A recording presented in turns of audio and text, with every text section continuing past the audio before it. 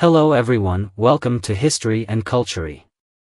Emperor Kangxi had 35 sons and 20 daughters throughout his life, making him the emperor with the most children in the Qing Dynasty, and even one of the most prolific in history. Despite having so many biological children, Emperor Kangxi also adopted a daughter, whose treatment surpassed that of some of his own daughters. In the Qing Dynasty, the imperial family had strict rules regarding the status of children, particularly when it came to the distinction between legitimate and illegitimate offspring. Only the children born to the Empress were eligible to be titled as Guoluan Princess or Prince, with these legitimate offspring holding a prominent status. In contrast, daughters born to concubines could only be titled as Heshua Princess, and their status was clearly lower than that of the Guoluan princess. However, Emperor Kangxi made an exception and bestowed the title of Guoluan princess on his adopted daughter, granting her the same respect and status as his biological daughters. She continued to enjoy Kangxi's favor throughout her life, and even Emperors Yongzheng and Qianlong treated her with special kindness and respect. So, why did Emperor Kangxi adopt this girl? Princess Cixi was born on October 28, 1671, in the 10th year of Kangxi's reign, when he was just 18 years old and still in the early years of his reign. However, he faced a dilemma that had troubled him for many years, despite marrying at the age of 12. Kangxi had several children with his wives and concubines, but none of them survived to adulthood. Whether raised within the palace or outside, all of his children tragically died at a young age. From a modern perspective, this could be attributed to the fact that Kangxi and his consorts were still young, and their bodies may not have been fully developed, reducing the chances of having healthy children. Additionally, the Qing Dynasty's starvation-nurture policy created a harsher environment for child development, which further increased the risk of infant mortality. However, the people of the time did not understand these physiological factors. They only knew that the emperor's issue was crucial to the survival of the dynasty. The situation was deeply frustrating, as Kangxi's children continued to die one after another, as if fate was against him. Faced with this dilemma, Kangxi made an important decision to adopt the illegitimate daughter of his younger brother, Changning. This girl would later be titled Princess Cixi. Even when Kangxi eventually had children who grew up healthy, Princess Cixi was still honored as his eldest princess, enjoying special treatment. According to relevant historians, Emperor Kangxi adopted Princess Cixi for two main reasons. First, to inject vitality into the imperial court. Many of Kangxi's children died young, which was undoubtedly a heavy blow to an emperor who believed in destiny. In feudal times, the continuity of the imperial bloodline was seen as directly tied to the stability of the dynasty and the emperor's authority. There was a common belief that if young couples were unable to conceive, adopting a child could bring good fortune to the family. In Kangxi's case, he might have hoped that by adopting a child, he could bring new hope to himself and the imperial palace. Additionally, the court had been shrouded in a somber atmosphere due to the loss of young children. Kangxi likely realized that a healthy, lively child could bring energy and a new atmosphere to the court. If he adopted a boy, it could lead to disputes over succession. But by adopting a girl, there would be no such political complications. Fortunately, after Princess Cixi entered the palace, Emperor Kangxi finally had a few children who grew up healthily. From a modern perspective, this was likely because, as Kangxi aged, his body developed more fully, increasing the chances of healthy children. However, people at the time, lacking knowledge of these physiological factors, believed that Princess Cixi brought good luck, attributing the emperor's later success in having surviving children to her blessing. Second, due to considerations regarding marriage alliances with Mongolia. In the early Qing dynasty, Mongolia was an extremely important ally, and maintaining strong relations with Mongolia through marriage was crucial. In the early and mid-Qing period, the practice of marriage alliances between the Manchu imperial family and Mongolian tribes was an important state policy. Emperors like Taizong Taiji and Xuanji both married Mongolian women. And many princes also took Mongolian women as wives. By the time of Kangxi's reign, there were almost no high-ranking Mongolian consorts in the imperial harem. To demonstrate the emperor's favor toward Mongolia, marrying imperial princesses to Mongol nobles became a special practice. However, this also led to a problem: the emperor had a limited number of biological daughters, which could not meet the increasing demand for marriage alliances. To fill this vacancy, Emperor Kangxi adopted a practice from previous dynasties. He adopted the daughters of the imperial clan, bestowed upon them the title of princess, and arranged marriages for them with other members of the royal family. This not only helped strengthen ties with Mongolia, but also served as a means of winning over the imperial clan. In his early years, the Qing Taizong Emperor Huang Taiji had adopted the daughter of Prince Yodo of the Kexin clan when he was unable to have a daughter of his own. Similarly, Emperor Xuanji, the Qing Shizu, had adopted 3 daughters even though he only had one biological daughter.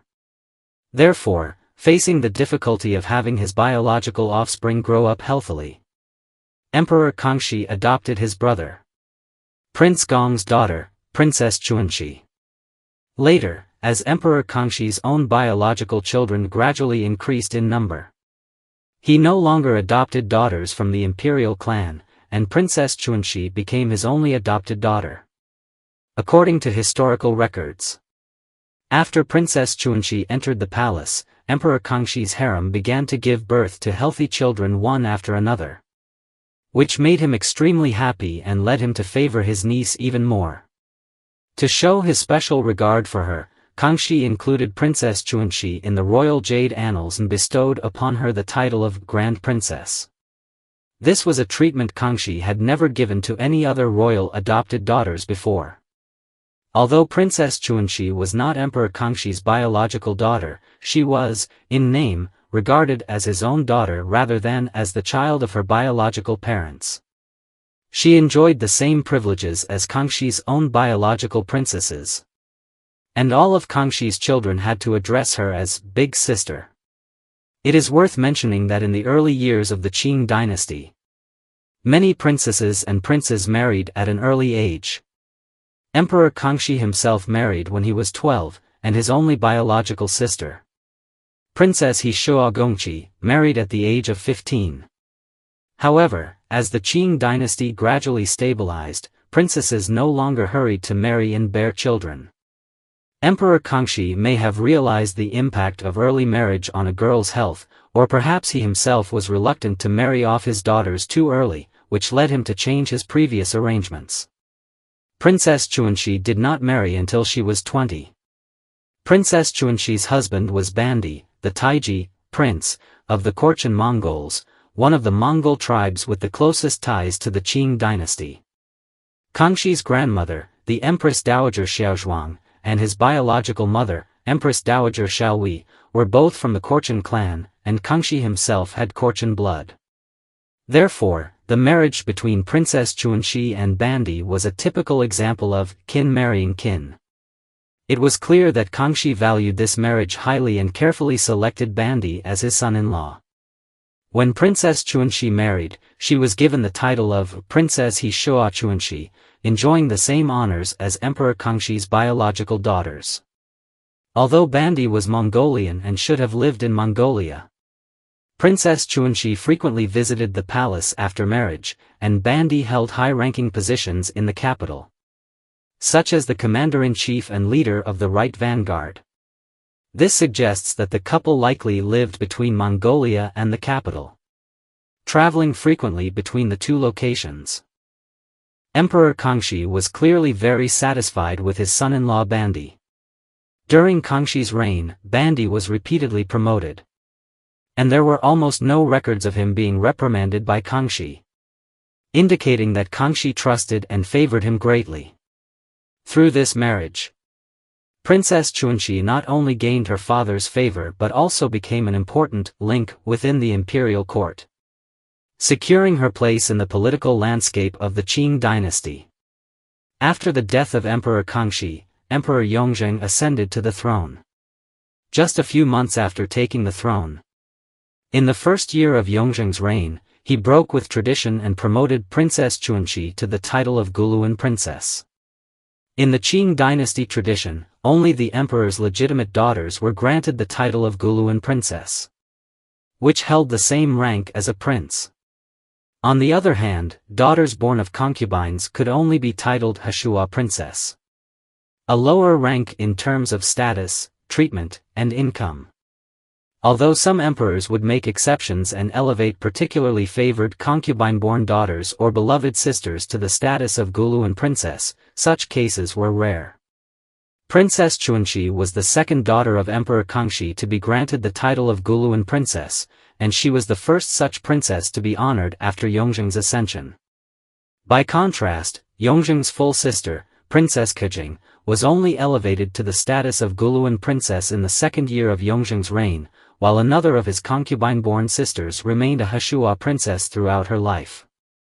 This highlights that Emperor Yongzheng did not distance himself from Princess Qianlong because she was adopted by Emperor Kangxi, but instead treated her with the same care and respect as a biological elder sister.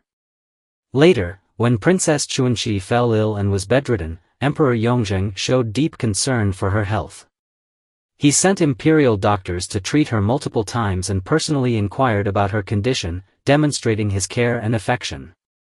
By February of the second year of Yongzheng's reign, Princess Qianlong's health had slightly improved, and she planned to visit Mongolia with her daughter-in-law to pay a family visit. However, this daughter-in-law was the daughter of Kangxi's eldest son, Inti, who had been demoted to a commoner and placed under house arrest for his role in a succession dispute that involved cursing the crown prince, Yongzheng. While Qianlong's daughter-in-law was not directly involved, her status as a descendant of a sinner meant that she did not receive a noble title. Princess Qianlong grew concerned, fearing that her daughter-in-law would be treated poorly upon returning to Mongolia. Considering her advancing age and the possibility of her passing, she worried that her daughter-in-law might struggle if she were left unprotected. As a result, she petitioned Emperor Yongzheng to bestow a title upon her daughter-in-law. Upon hearing this, Emperor Yongzheng made a rare exception and granted Qianlong's daughter-in-law the title of Gushan Gij, a rank equivalent to the daughter of a prince in the Qing Dynasty. This decision reflected Emperor Yongzheng's deep affection for Princess Qianlong and also ensured that her daughter-in-law received the proper respect. 2 years later, when Princess Qianlong's husband, Bandi, passed away, the elderly princess no longer traveled between Mongolia and the capital, choosing instead to settle permanently in the capital. Princess Qianlong lived until the 6th year of the Qianlong reign, passing away at the age of 71, making her the longest-lived daughter of Emperor Kangxi. When Emperor Qianlong learned of her death, he immediately ceased his official duties and personally went to the princess's residence to offer his condolences. 12 years later, when Emperor Qianlong recalled his aunt, he posthumously honored Princess Qianlong's husband, Bandi, with the epithet Gongqin, a rare honor among Mongol nobility. According to historical scholars, Princess Qianlong's journey from being a concubine-born daughter of a prince to becoming a Guluan princess in the Qing dynasty was remarkable. Her rank even surpassed that of some of the emperor's biological daughters. It can be said that her fate was exceptionally fortunate, as she was cherished by 3 generations of emperors and always held in high regard. She may well have been one of the luckiest women in the Qing royal family. This is the History and Culture channel. Liking and subscribing are the greatest help and support to us. Thank you everyone and see you in the next time.